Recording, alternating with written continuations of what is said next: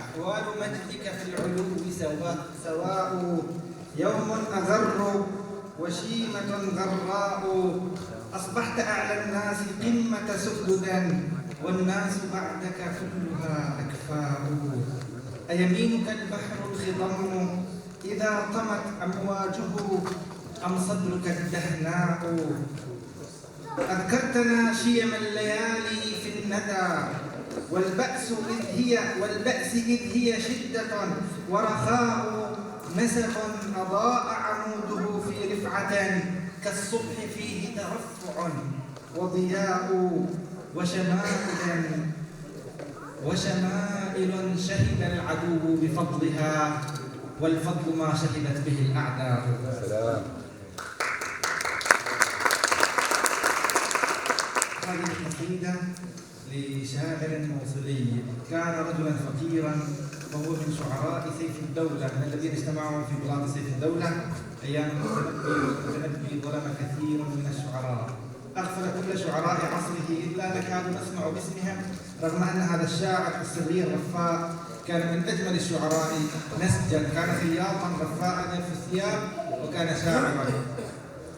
وهذا البيت والفضل ما شهدت به الأعداء هو كان منطلق فكرة هذه الأمسية، هذه الليلة، اليوم، النهار، رغم أنني كنت أريد أن أقتصر على مقال البارحة. جزاكم الله خيرا الإخوة الذين طلبوا أن أكمل اليوم أيضا.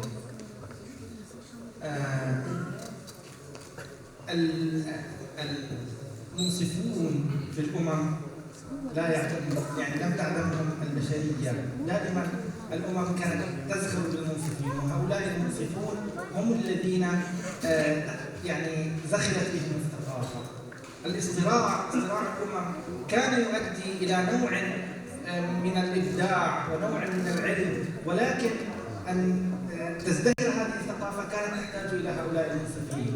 يعني لو لم تظهر الفرق الإسلامية المختلفة التي شذت عن جماعة الأمة كالمعتزلة كالاثنى عشرية كغيرهم من الفرق الإسلامية، لم نكن الآن أمام هذا الكم الزاخر من العلوم الدينية، العلوم العقلية، العلوم النحوية. إذا عرفنا أن كل الذين يعني أو جل الذين عملوا على علوم النحو وعلوم المنطق وعلوم الفكر وعلوم الفلسفة وغير ذلك كانوا أتباع هذه الفرق، بدءا من كبيرهم الجاحظ الذي كان معتزلا، لأن هذا الاصطراع يدفع هؤلاء المفكرين وهؤلاء الحكماء لأن يبدعوا وأن يحاولوا أن يثبتوا آراءهم التي تختلف عن آراء جماعة الأمة، فيبعدون ويزيدون ويتفلسفون ويضعون هذه العلوم الكثيرة. النبي صلى الله عليه وسلم عندما لم ينظر له المفكرون أو لم ينظر له حتى عامة الناس بموقفا مبدئيا من ناحية الدعوة وصفوه وصفا بديعا. هل هناك أجمل من وصفكم بمعبد لرسول الله صلى الله عليه وسلم؟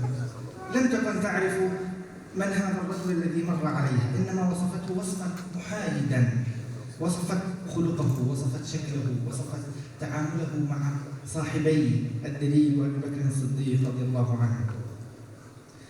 قالت: رأيت رجلا ظاهر الوسامة، رأيت رجلا ظاهر الوضاءة، أبلج الوجه، حسن الخلق، لم تعبه ثجلة ولم تزر به صعلة، ليس في وجهه ما يعيبه وليس عنده عبوس، ولم تزر به صعلة، وسيم قسيم. الوسامة صفة الوجه والقسامة صفة الجسد، جسده متوازن معتدل، في عينيه دعج، وفي أشفاره وطف، وفي صوته صهل، هو صوت الرجل ليس صوتا رفيعا كصوت النساء، وفي عنقه سطع، عنقه طويلة، وهذه صفة الطوال القسيمون، وفي لحيته كثافة، أزج أقرن، إن صمت فعليه الوقار، وإن تكلم سما وعلاه البهاء،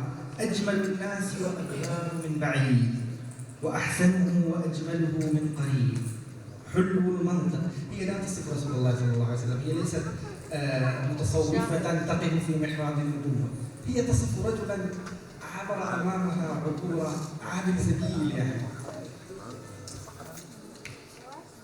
أحسن الناس وأجمله من قريب، حلو المنطق فصلا لا نزر ولا هذر، كأن منطقه خرزات نظم ينحدر. ربعة له بالطويل وله بالقصير معتدل، لا تشنأه من طول ولا تقحمه عين من قصر، غصنا بين غصنين فهو أنظر الثلاثة منظرا، وأحسنهم قدرا، له رفقاء يحفون به، له رفقاء يحفون به إن طال سمعوا لقوله، وإن أمر تبادروا إلى أمره، محمود محسود لا عابس ولا مقتصد. وهذا الحديث أخرجه الطبراني. وأجمل منه وصف هند بن أبي هالة، وهند بن أبي هالة رجل من آل بيت النبوة، هو ابن خديجة بنت خويلد رضي الله عنها، وكان يعيش في بيت رسول الله. لكن هذا الوصف الذي وصفه وصف هند بن أبي هالة وصف محب وعازب، رجل يصف رسول الله صلى الله عليه وسلم مؤمنا به ومن أهل بيته. إنما أم معبد لم تكن تصف رجلا تؤمن به، وإنما كانت تصف وصفا محايدا تماما. وهذا الإنصاف استمر في شعر العرب. هذا الإنصاف لعل الذي ابتدأه الأعشى في القصيدة المشهورة حينما أسلم وقال قصيدته التي يقول فيها في مطلعها: ألم تغتمض عيناك ليلة أرمدا، وعاد كما عاد السليم المسهدا، وعاد كما عاد السليم المسهدا، وما ذاك من عشق النساء، وإنما تناسيت قبل اليوم خلة مهددا، ولكن أرى الدهر الذي هو خائن، إذا أصبحت كفاي عاد فأفسدا. والأعشى عندما يغازل غزله كما نعرف الأعشى من الغزل أتباع الغزل الصريح ومن شعر القاع الذي كان يتغزل بالراقصات وباللواتي لا نسب لهن، على عكس ما كانت عليه العرب. العرب ما كانت تتغزل بالجواري قبل أبي نواس، وإنما كانت تتغزل إذا تغزلنا ببنات الفضل وبنات السؤدد. حتى عمر بن أبي ربيعة يعني أكثر متهتكي قريش، هو شاعر قريش الوحيد في عصره، ولكنه أكثر شاعر متهتكا في عصره، ومع ذلك لم يكن يتغزل إلا ببنات الفضل، كان ينتظرهن بين زمزم والمقام يتغزل بالحجاج. وممن تغزل بهن فاطمة بنت عبد الملك وهرب حتى لا يقتله الخليفة. هذه أبوها خليفة وإخوتها خلفاء، 4 خلفاء، زوجها خليفة. نعم. إذا خلت حرباء الظهيرة وفيها إذا ما هجرت عجرفية، إذا خلت حرباء الظهيرة أصيدا أجدت برجليها. هو يصف مسيره إلى رسول الله صلى الله عليه وسلم في ذلك الحر الذي لا تستطيع فيه الإرباء أن تقف على الرمل من شدة الحر، وإنما إذا وقفت تلعب برجليها حتى تداري الاحتراق. إذا خلت أجدت برجليها نجاء وراجعت يداها خلافا لينا غير أحردا. نسمع هذا البيت نقول ما شاء الله فخم جدا، وهو يصف كيف تلعب الحرباء برجليها. فآليت لا أبقي لها من كلالة ولا من حفن حتى تزور محمدا، متى ما تناخي عند باب ابن هاشم تريحي وتلقي من فواضله ندى. نبي يرى ما لا ترون وذكره أغار لعمري في البلاد وأنجدا، له صدقات ما تحب ونائل وليس عطاء اليوم مانعه غدا، مهما طلبت منه يعطي. أجدك لم تسمع وصاة محمد نبي الإله حين أوصى وأشهد، إذا أنت لم ترحل بزاد من التقى. هذا كلام شاعر ما زال على شركه، وهو كان ذاهبا يسلم ولم يسلم، دفع له وأكل كل شيء ورجع ومات. فلا فاز بخير الدنيا ولا بخير الآخرة، ولكن ترك لنا هذه القصيدة الرائعة إذا ثبتت له. ندمت على أن لا تكون كمثله، ندمت على أن لا تكون كمثله، وأنك لم ترصد لما كان أرصدا. فإياك والميتات لا تأكلنها، ولا تأخذن سهما حديدا لتفصدا، ولا تعبد الأوثان وذا النصب المنصوب لا تسكننه لا تمسكنه ولا تعبد الأوثان والله فاعبده. وكان يصف ما جاء به النبي صلى الله عليه وسلم من المحاسن فعدد كل هذه الفضائل، وعندما وصل إلى الخمر تراجع وترك الإسلام، لم يصبر على الخمر. ولا السائل المحروم لا تتركنه لعاقبة ولا الأسير المقيدا ولا تسخرا من بائس ذي ضرارة ولا تحسبن المرء يوما مخلدا ولا تقربن جارة إن سرها عليك حرام فانكحا أو تأبدا. هذا الأعشى، هذه القصيدة للأعشى، والأعشى شاعر أو شكل المسلم ومات وهو على شفير الإسلام ولكنه لم يسلم. رجعوه دفعوا له وأضرافوا الخمر. هؤلاء كانوا شعراء الجاهلية وشعراء القدامى، ولكن هذا الإنصاف لم نعلمه حتى عصرنا الحاضر. واليوم أحببت أن أتحدث لكم عن بعض الشعراء من العصر الحاضر الذين أنصفوا رسول الله صلى الله عليه وسلم، هؤلاء الذين أدركوا أنه لا انفصام بين الإسلام والعروبة، وأن كل عربي مهما كان دينه لا يستطيع أن يفخر ولا أن يضاهي الغرب إلا أن يفخر برسول الله صلى الله عليه وسلم وما جاء به رسول الله. فهؤلاء شعراء لبنان معظمهم كانوا من النصارى، من المسيحيين غير المسلمين، عندما ذهبوا ركبوا البحر بحثا عن الرزق وذهبوا إلى تلك البلاد البعيدة إلى الأمريكيتين، انقسموا إلى أمريكا الشمالية وأمريكا الجنوبية. وصلوا إلى تلك البلاد وهم لا يحملون شيئا، أتوا بلادا فقيرة، بلادا كانت تحت الحكم العثماني في ذلك الوقت، وهؤلاء لم يكونوا من فئات تحظى بتلك المنزلة في حكم العثمانيين، بحكم أنهم كانوا من غير المسلمين وكانوا يلاحظون الدولة التي كانت تطبق أحكام الإسلام. ولكن عندما وصلوا إلى تلك البلاد لم يجدوا شيئا يفخرون به على هؤلاء الناس إلا ما جاء به شرع رسول الله صلى الله عليه وسلم وما رأوه في بلادهم. كيف عامل المسلمون هذه الأقليات، النصارى والصابئة والأزيد، عبرة الشيطان، عاشوا بين المسلمين منذ 1400 عام وما زالوا إلى الآن، يعني لم يقتلهم أحد، لم يبيدهم أحد، ما زالت ديارهم ومساكنهم ومعابدهم. اذهبوا إلى العراق وشاهدوا الأصنام والكلدانيين والآشوريين، جاء المسلمون فما هدموها وما حطموها. انظروا إلى أبي الهول، انظروا إلى تلك الآثار. المسلمون عندما جاء النبي صلى الله عليه وسلم كانت هذه وصاته لكل غزو لا تقتلوا طفلا ولا تقطعوا نخلا، وهذه وصية أبو بكر الصديق، ولا تقتلوا شيخا كبيرا ولا امرأة ولا تتعرضوا لراهب في صومعة.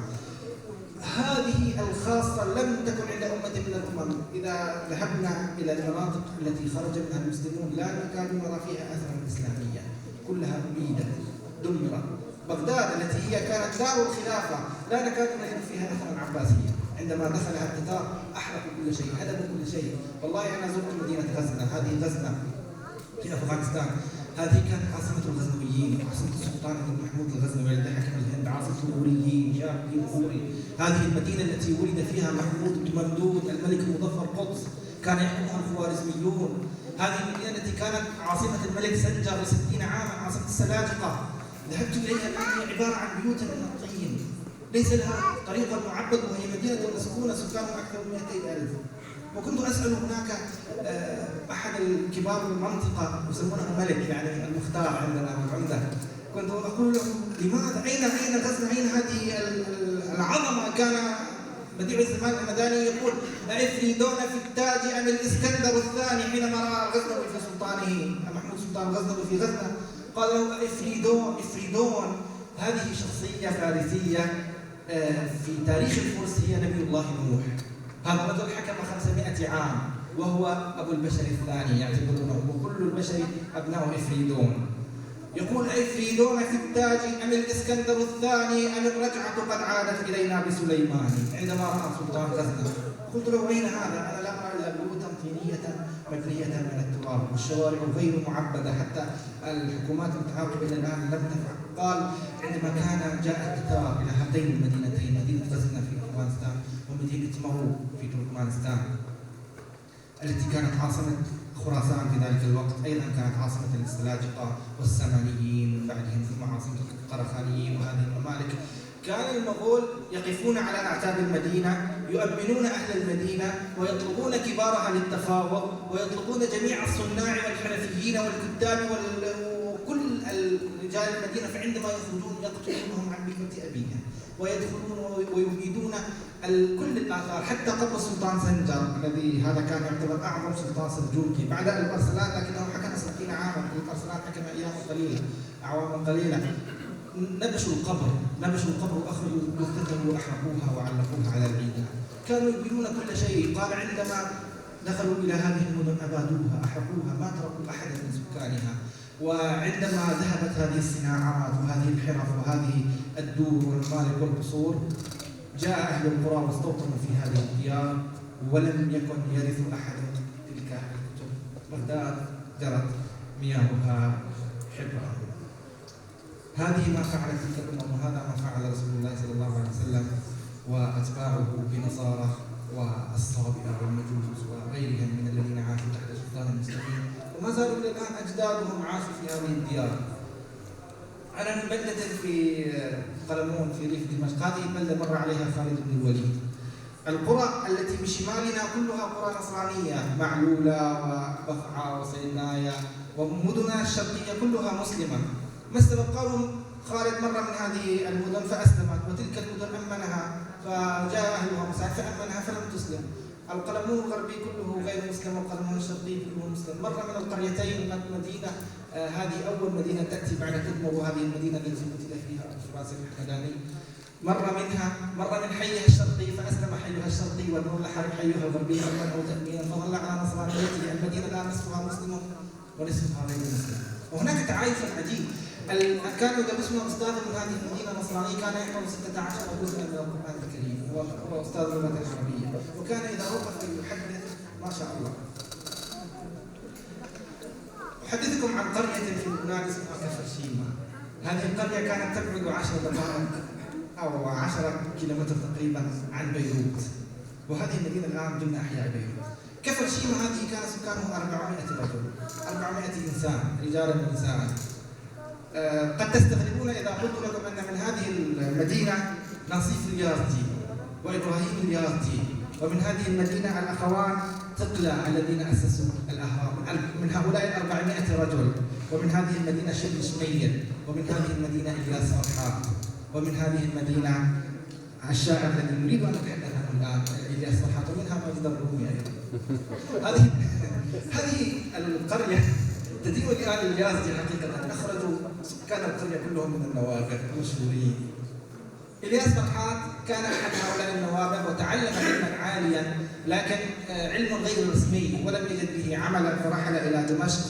وفي دمشق أيضا وجد أنها مثل لبنان، وقيل أن الناس تهاجر إلى الأمريكية تركب البحر، فركب البحر مثل أقرانه، مثل عشرات من أقرانه، ووصل إلى هناك، لكنه ذهب إلى البرازيل. وفي شوارع البرازيل لم يجد ذلك الفردوس الموعود، لم يجد الذهب على أرصفة الطرقات، ولم كان يريد أن يذهب إلى هناك ويملأ كيسين من الذهب ويعود ليتزوج حبيبته التي أهدته خصلتي شعرها، فقال فيها: خصلة الشعر التي أهديتنيها عندما البين دعاني بالنفير، لم أزل أتلو سطور الحب فيها وسأتلوها إلى اليوم الأخير. كان شاعرا قلبه عامرا بالحب، وذهب إلى هناك، ولكن عندما طال به المقام بلغه أن حبيبته تزوجت، وهو اشترى له كيسين يحملهما على ظهره ويطوف في أحياء سان باولو، ويسميها صنبول هكذا سان باولو. وعرف الناس بؤسه بقصائده التي درسناها في مدارسنا، ومن أشهرها قصيدته: حياة مشقات أشرق خلف الرزق وهو أغرب خلف الرزق وهو مشرق، وأقسم لو شرقت كاد يغرب. حياة مشقات ولكن لبعدها عن الذل تصفو للأبي وتعذب. شعراء الأمريكيتين الذين ذهبوا إلى أمريكا الشمالية، هؤلاء ذهبوا مغبورين بالحضارات الغربية، يبحثون عن فرصة للعمل، عن بلاد للأمل. أما الذين ذهبوا إلى هذه البلاد البائسة الأرجنتين والبرازيل في ذلك الوقت لم تكن أفضل حالا من العالم العربي، فلم يجدوا شيئا يباهون به هذه البلاد إلا تراثهم، إلا رسول الله صلى الله عليه وسلم.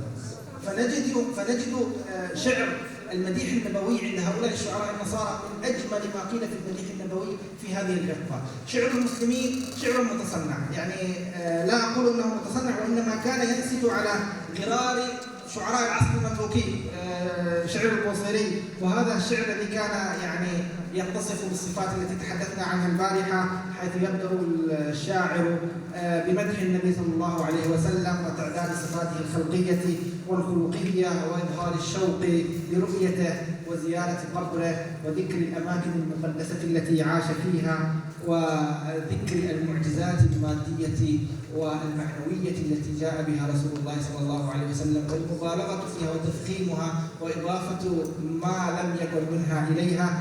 هذه كانت صفات شعر المديح النبوي. لذلك شعراء المسلمين في هذا القرن، في القرن العشرين، في نهاية القرن التاسع عشر والقرن العشرين، لم يأتوا بمديح نبوي متميز كما جاء به هؤلاء الشعراء. فالشاعر الذي لم يسلم ليس مضطرا لأن يظهر يتحدث عن تقصيره في واجباته الدينية وتقصيره في صلاته، وليس مضطرا لأن يحقر نفسه ويعظم رسول الله صلى الله عليه وسلم، وإنما كان وصفهم وصفا حقيقيا يعني قائما على صفات رسول الله، على العروبة. هم ركزوا بشكل أساسي على العروبة. الياس فرحات في قصيدته الرائعة، وهي له قصائد كثيرة في المديح النبوي، وأشهرها: غمر الأرض بأنوار النبوة كوكب لم تدرك الشمس علوة، لم يكد يلمع حتى أصبحت ترقب الدنيا ومن فيها دنوة، بينما الكون ظلام دامس فتحت في مكة للنور قوة، وطم الإسلام بحرا زاخرا بأواذي المعالي والفتوة، من رأى الأعراب في وثبتهم عرف البحر وكم يجهل طموه، إن في الإسلام للعرب علا، إن في الإسلام للناس أخوة، فادرس الإسلام يا جاهله. هذا يعني يحادث الشعراء، يحادث المثقفين البرازيليين والأرجنتينيين بالإسلام وهو ليس مسلما، لأنه رأى الفرق. يقول: فادرس الإسلام يا جاهله، تلقى بطش الله فيه وحلوة، يا رسول الله إنا أمة زجها التفضيل في أعمق هوة، ذلك الجهل الذي حاربته لم يزل يظهر للشرق عتوة، قل لأتباعك صلوا وادرسوا إنما الدين هدى والعلم قوة. والقصيدة طويلة وهذه أبيات منها. هؤلاء الشعراء عندما نقارنهم الشاعر الياس فرحات والشاعر القروي رشيد سليم الخوري وزكي القنصل والياس معلوف وشفيق معلوف، وهؤلاء الذين ذهبوا إلى المهجر الجنوبي، نرى أنهم حافظوا على عروبتهم وافتخروا بالإسلام كثيرا. حينما نقرأ روايات أبناء معلوف هؤلاء يعني تستغرب، سبحان الله، هم كتبوا في الروايات الإسلامية وفي التاريخ الإسلامي أفضل بكثير مما كتب المسلمون، لأنهم كانوا متجردين عن الأساليب القديمة التي كانت للمسلمين، والذين جاء من في العصر الحديث وقلدها تقليدا ولم يضف عليها. فنجد مثلا الياس فرحات أسماء أبنائه ليلى وسعاد وعصام وخالد، وهؤلاء كلهم ولدوا في البرازيل. بينما إذا نظرنا إلى شعراء الذين ذهبوا إلى أمريكا الولايات المتحدة مثل جبران خليل جبران وميخائيل نعيمة وإيليا أبو ماضي، نجد أبنائهم الذين جاءوا بعدهم لا نعرف لهم آثارا في العربية، بل تحولوا إلى أشخاص أوروبيين تماما، يعني ريتشارد وروبرت وإدوارد وهكذا. هؤلاء أبناء إيليا أبو ماضي، وهؤلاء الذين ذهبوا إلى الشمال كلهم أيدوا الاحتلالات للبلاد العربية، كلهم بل حثوا الغرب لأن يذهب ويقتحم هذه البلاد العربية ويخلصها من ظلم الأتراك وهكذا، وهم كانوا وبال، ومنهم إيليا العربية الماضي له وجهان، وجه محب للحياة داعم للتسامح والأخوة، بينما له وجه آخر هو مؤيد للاحتلال والاضطهاد، ويرى أن العرب أمة متخلفة. وهذا لا نجده أبدا عند الشاعر القروي مثلا رشيد سليم الخوري. رشيد سليم الخوري عاش في البرازيل كل عمره، وعاش 97 سنة تقريبا في البرازيل، وهو نفس العمر الذي عاشه ميخائيل نعيمة، وهما كلاهما بنفس العمر، ولذا معا عاشا معا، ونجد بينهما تهاجد كثير. هو رفض أن يتعلم أي لغة أجنبية، كان لا يتكلم إلا بالعربية، ولم يكتب إلا بالعربية، ولم يقرأ كتابا غير عربي، رغم أنه عاش كل حياته في المهجر، وفي آخر عامين من حياته رجع إلى لبنان ودفن في قريته، وطلب أن يكتب على قبره سورة الفاتحة، وهو لم يسلم، وطلب أن يوضع على صدره الهلال والصليب متعانقان، وهذه الوصية لم تنفذ إبان وفاته عام 1958، ونفذت في عام 2019 قبل 4 سنوات فقط. الآن على قبر رشيد سليم الخوري هذه وكان هناك كان يحب أن يسمى بالبدوي والقروي، ويقول من هذا القروي الذي لا يعرف من الحياة إلا جنب القربة، وهذه الأشياء في كتاباته حتى سمي بالشاعر القروي. وأخوه في لبنان سمى نفسه الشاعر المدني، كان اسمه أخوه كان اسمه قيصر سليم الخوري. وحتى أنه كان يلتزم مبادئ الإسلام في البرازيل والأرجنتين، ولكن يعني هو كان لا يدخن، ما كان يحتسب الخمر، وما كان يأكل الخنزير، وما كان يأكل إلا الفواكه ولحم الغنم وهذه الأشياء، يعني لأنهم عاشوا في بلاد المسلمين وشاهدوا الفرق بين أحوال تلك البلاد وأحوال هذه البلاد. فعندما نسمع شعره لا نشك في أن هذا الشعر صادر عن مسلم. عيد البرية عيد المولد النبوي، في المشرقين له والمغربين دوي، عيد النبي بن عبد الله من طلعت شمس الهداية من قرآنه العلوي، بدا من القفر نورا للورى وهدى، يا ذا التمدن عم الكون من بدوي، يا فاتح الأرض ميدانا لقوته، قد أضحت الأرض ميدانا لكل قوي، يا قوم هذا مسيحي يذكركم لن يحيي الشرق إلا حبنا الأخوي، فإن ذكرتم رسول الله تكرمة فبلغوه سلام الشاعر القروي.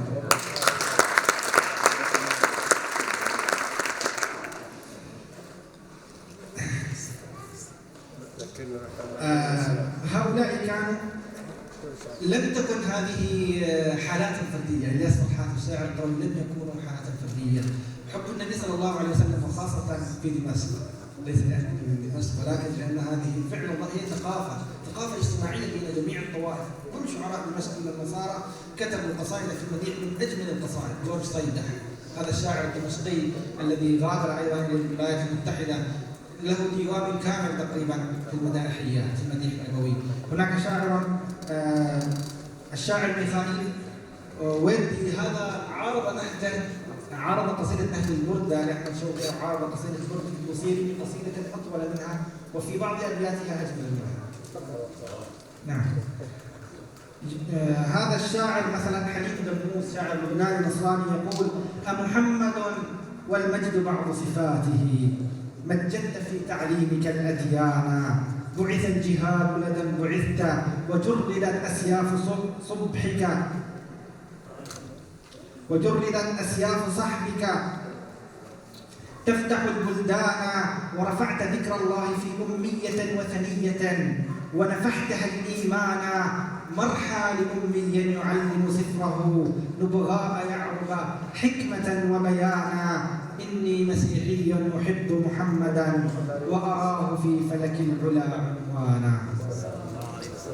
ويقول في قصيدة أخرى: تغنى عروس الشعر باسم محمد، تغني عروس الشعر باسم محمد، وهزي بني الدنيا بسيرة أحمد، لعمرك ما الأديان إلا نوافذ، ترى الله منها مقلة المتعبد، فألمح في القرآن عيسى ابن مريم، وأشهد في الإنجيل روح محمد. هذا الاتحاد عند آخرين، منصفين آخرين، ومنهم الناقد اللبناني الأشهر المشهور، لا نقول الأشهر، مارون عبود. هذا الرجل تجاوز قليلا بني قومه في حب النبي صلى الله عليه وسلم وإظهار المحبة له، حيث سمى ولده محمدا، محمد مارون عبود، وهو أيضا ناقد مشهور وتوفي قريبا ليس من فترة بعيدة. وقد ثارت عليه ضجة من الكنيسة الماغولية في لبنان، حيث مارون عبود أيضا درس في المدارس النصرانية، وكان أبوه يعده لأن يكون قسيسا يعني في الكنيسة، لكنه ذهب إلى التعليم العصري ودرس علوم القرآن الكريم واللغة العربية، وهو فعلا من أفضل نقاد القرن العشرين، من كتبوا كلاما جميلا يحبب الأدب للعامة، بعيدا عن ما كتب من النقد المتخصص الموجه للطبقة الأكاديمية. يعني هو كان يكتب كلاما لعامة الناس يحببها بالأدب ويحببها بلغة العرب وتراث العرب. وكتب قصيدة عن هذا الصراع الذي عاشه بعدما سمى ولده محمدا، والقصيدة ليست بسوية عالية، لكنها توضح نفسية هؤلاء النصارى الذين لم يسلموا وافتخروا برسول الله صلى الله عليه وسلم. يقول: عشت يا ابني عشت يا خير صبي، ولدته أمه في رجبي، فهتفنا واسمه محمد، أيها التاريخ لا تستغربي، خفف الدهشة واخشع إن رأيت ابن مارون سميا للنبي، أمه ما ولدته مسلما أو مسيحيا ولكن عربي، افتخارا بالعروبة. والنبي القرشي المصطفى آية الشرق وفخر العرب، يا ربوع الشرق أصغي واسمعي وافهمي درسا عزيز المطلب، زرع الجهل خلافا بيننا فافترقنا باسمنا واللقب، فالأفندي مسلم في عرفنا والمسيحي خواجة فاعجبي. فيه نظم كثير لكنه يوصل تلك الفكرة التي نريد أن نفهمها. لماذا أكثر هؤلاء من هذا الشعر؟ هؤلاء لا يسيرون على نمط شعراء المسلمين في صياغة المديح النبوي، لكنهم كتبوا مديحا رفيعا.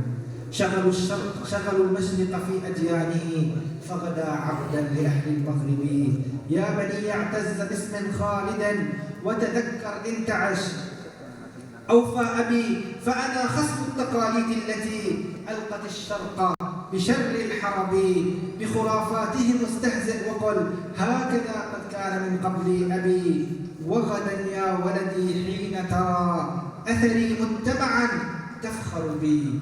كانوا يريدوا من النصارى أن يكثروا من اسم محمد صلى الله عليه وسلم. بك قد خالفت يا ابني ملتي، راجيا مطلع عصر ذهبي، عصر حرية شعب ناهض واتحاد لبقايا يعربي، حبذا اليوم الذي يجمعنا من ضفاف النيل حتى يثرب، ونحيي علما يخفق فوق منارات الورى والقبب، ليته يدرك ما صادفته عندما سميته من نصبي، ليته يدرك ما صادفته. يتحدث عن العناء الذي واجهه من قومه حينما سمى ابنه محمدا. ليته يدرك ما صادفته عندما سميته من نصبي، لو درى في المهد أعمال الأولى حركتهم كهرباء الغضب، لأبى العيش وشاء الموت في أمة عن جدها في لعبي، أمة عن جدها في لعبي، كم وكم قد قيل ما أكفره، سوف يصلى النار ذات اللهب، إن يشنع بابنه لا عجب، فهو غر كافر لا مذهبي. هذه النصارى يتهمونهم بهذه الاتهامات. لا تصدق قولهم يا ولدي، إن فيما قيل كل الكذب، إن حب الناس ديني وحياة بلادي باتحاد عربي. وإني قد أطلت عليكم الموضوع نوعا ما جامدا قليلا، وأتمنى أن تكونوا قد استمتعتم، وأنني قد أضفت إضافة ولو بسيطة. جزاكم الله خيرا.